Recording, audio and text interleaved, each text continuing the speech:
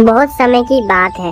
सज्जनपुर गांव में रामलाल नामक एक व्यक्ति रहता था। वह बहुत मेहनती था।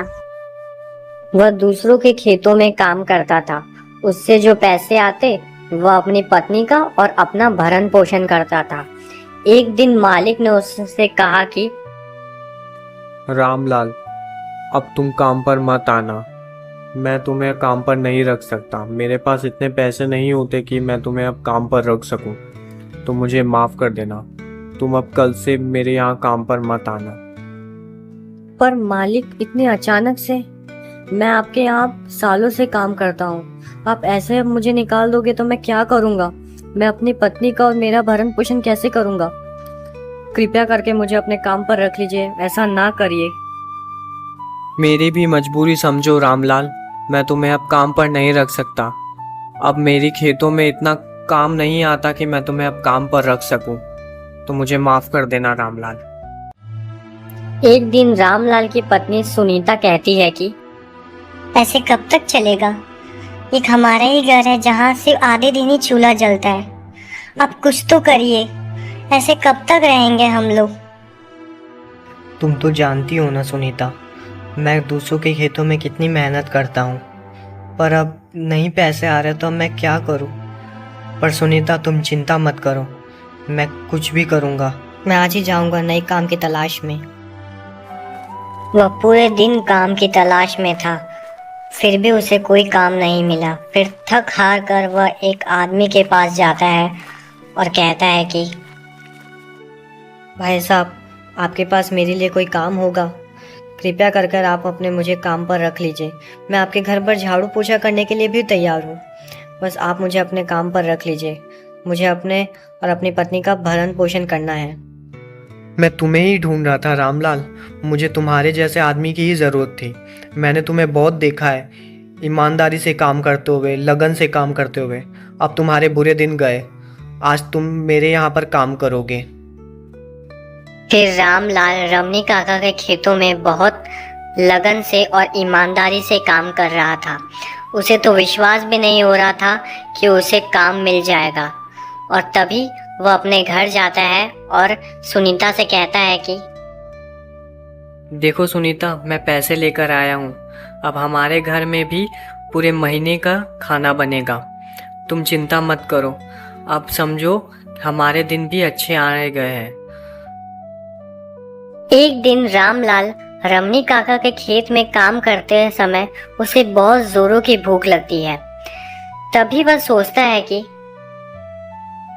अरे यार, बहुत जोरों की भूख लगी है, क्या करूँ? मैंने चंदू के ढाबा का बहुत नाम सुना है। आज चंदू के ढाबे में खाया जाए।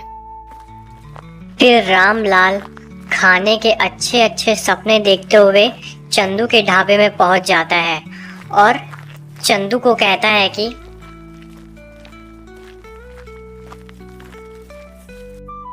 हाँ चंदू भैया, मुझे ना बहुत जोरों की भूख लग रही है। आप अरहर की दाल और मक्खन लगाई हुई रोटी बस एक प्लेट लगाकर दे दीजिए मुझे। हाँ हाँ रामलाल, तुम जाकर टेबल पर बैठो। मैं अभी तुम्हारे लिए खाना लेकर आता हूँ। फिर रामलाल बहुत चाव से अरहर की दाल और मक्खन लगाई हुई रोटी खा रहा था, पर उसे ये नहीं पता था कि अब उसके साथ क्या होने वाला है। अरे चंदू भैया, बहुत स्वादिष्ट खाना था। इतना स्वादिष्ट खाना मैंने आज से पहले कभी नहीं खाया। और हाँ, कितने पैसे हुए? हाँ रामलाल, तुम्हारी मक्खन लगाई हुई रोटी और अरहर की दाल के हुए हैं पूरे 500 रुपये। 500 रुपये हुए रामलाल। 500 रुपया सुनकर मानो उसके पैरों तले जमीन खिसक गई हो। फिर रामलाल कहता है 500 रुपए? चंदू भैया, इतने पैसे तो मेरे पास नहीं है। जब तेरे पास इतने पैसे नहीं थे तो तू आया क्यों मेरे ढाबे पे खाने के लिए? तुझे पता नहीं है कि मेरे ढाबे पे बड़े बड़े लोग आते हैं खाने के लिए? पैसे नहीं है, मुंह उठा के आ जाते हैं यहाँ पर खाने के लिए। फिर चंदू ने रामलाल को 3 चमाटे जड़ दिए और कहता है चला जा रामलाल, नहीं तो धक्के मारकर तुझे यहाँ से निकालूंगा। शर्म नहीं आता, खाने के बाद पैसे भी नहीं देता है। फिर रामलाल वहां से दुखी दुखी चला जाता है।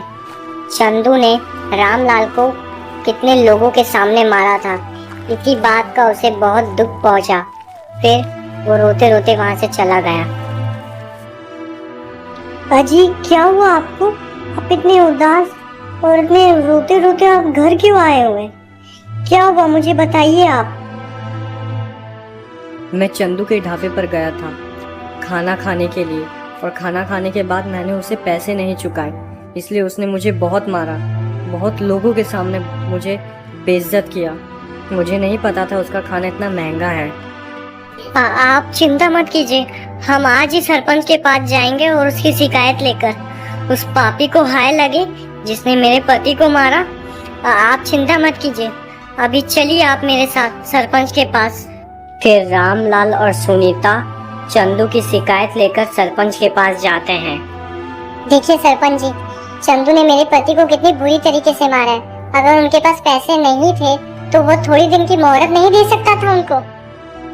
हाँ, मैं देख रहा हूँ सुनीता, पर तेरे पति को भी तो नहीं जाना चाहिए था ना उसके ढाबे पर। उसको पता नहीं कि उसके ढाबा कितना महंगा है। हाँ, उसके लिए मैं उसे ज़रूर डांटूंगा कि उसने हाथ नहीं चलाना चाहिए था रामलाल के ऊपर। देखा सुनीता, सरपंच की बातों से तो ऐसा लग रहा था कि वो तो चंदू के पक्ष में बोल रहे हो। मैं उस चंदू को छोड़ूंगा नहीं। उसने मुझे पूरे लोगों के सामने चाटा मारा है ना, उसका बदला मैं ज़रूर लूंगा। फिर रामलाल निकल जाता है चंदू का बदला लेने के लिए। उसे खुद को पता नहीं था कि अब वो कहाँ जाने वाला है, पर वो बस निकल जाता है चंदू से बदला लेने के लिए। फिर अंधेरी रात में रामलाल पेड़ के नीचे बैठा था। उसे तो अब कुछ भी नहीं दिखाई दे रहा था, उसे तो बस चंदू से बदला लेना था। तभी वहां से एक पंडित गुजरते हैं और उसे कहते हैं, मैं तुम्हें बहुत देर से देख रहा हूँ बेटा कि तुम इस पेड़ के नीचे बैठे हो गए। क्या तुम्हें पता नहीं कि इस घनी रात में, इस घने जंगल में यहाँ रहना खतरों से खाली नहीं है? तुम वैसे सोच क्या रहे थे, मुझे विस्तार से बताओ। फिर रामलाल पंडित को सारी बात बताता है कि सुबह चंदू ने कैसे उस पर हाथ उठाया था। वो सारी बात पंडित को बताता है। तभी पंडित कहते हैं, ओह अच्छा, तो ये बात है। सिर्फ खाने के लिए चंदू ने तुम पर हाथ उठाया, ये बात तो अच्छी नहीं है। फिर पंडित ने रामलाल को एक जादुई कढ़ाई दी और कहा कि देखो रामलाल, इसमें तुम जो भी बोलोगे वो सारे व्यंजन तुम्हारे सामने आ जाएंगे, पर इसका गलत इस्तेमाल मत करना, नहीं तो उसका जादू खत्म हो जाएगा। फिर रामलाल सुनीता को सारी बातें बताता है कि कैसे एक पंडित उसे मिला था और उसने उसे एक जादुई कढ़ाई दिया था। हे कढ़ाई, इसमें पुलाव आ जाए। फिर जो होता है वो खुद हैरान हो जाता है। रामलाल को खुद विश्वास नहीं हो रहा था कि उसने जो व्यंजन बोला वो व्यंजन उस कढ़ाई में आ गया। उसने भगवान का शुक्रिया अदा कहा और अपने घर के बाहर ही एक ढाबा खोल लिया। उसने अभी अभी ही एक ढाबा खोला था, तभी एक बूढ़ा उसके दुकान पर आता है और उसे कहता है कि बेटा, मुझे खाना मिलेगा? मुझे बहुत जोरों की भूख लगी है, क्या मुझे यहाँ पर थोड़ा सा खाना मिलेगा? हाँ हाँ चाचा, आपको ज़रूर खाना मिलेगा, और आपको थोड़ा क्यों, आपको बहुत ज़्यादा खाना मिलेगा। यहाँ पर सिर्फ 10 रुपए में आपको मन पसंदीदा व्यंजन आपको मिलेगा। फिर रामलाल उस बूढ़े आदमी को अच्छी सी थाली लगाकर उसे खाने के लिए दी और वह बूढ़ा आदमी भी बहुत चाव से खा रहा था। बेटा, तुम्हारा बहुत बहुत धन्यवाद। तुमने मुझे सिर्फ 10 रुपए में इतने सारे और इतने अच्छे व्यंजन खाने को दिए। मैं ये गांव वालों को सभी को बताऊंगा कि तुम्हारे यहाँ पर आए खाने के लिए। फिर गांव वालों को पता चल गया था कि रामलाल सिर्फ 10 रुपए में सारे गांव वालों को खाना खिला रहा है। फिर रामलाल के ढाबे पर बहुत भीड़ लग जाती है, क्योंकि रामलाल सिर्फ 10 रुपए में पूरे गांव वालों को खाना खिला रहा था। अब कोई भी चंदू के ढाबे पर नहीं आता था और वो लोग सब रामलाल के ढाबे पर जाते थे, क्योंकि चंदू के ढाबे से सस्ता था रामलाल का ढाबा और रामलाल को अपनी गलती का एहसास हो चुका। तभी चंदू रामलाल के ढाबे पर जाता है अपनी गलती की क्षमा मांगने के लिए।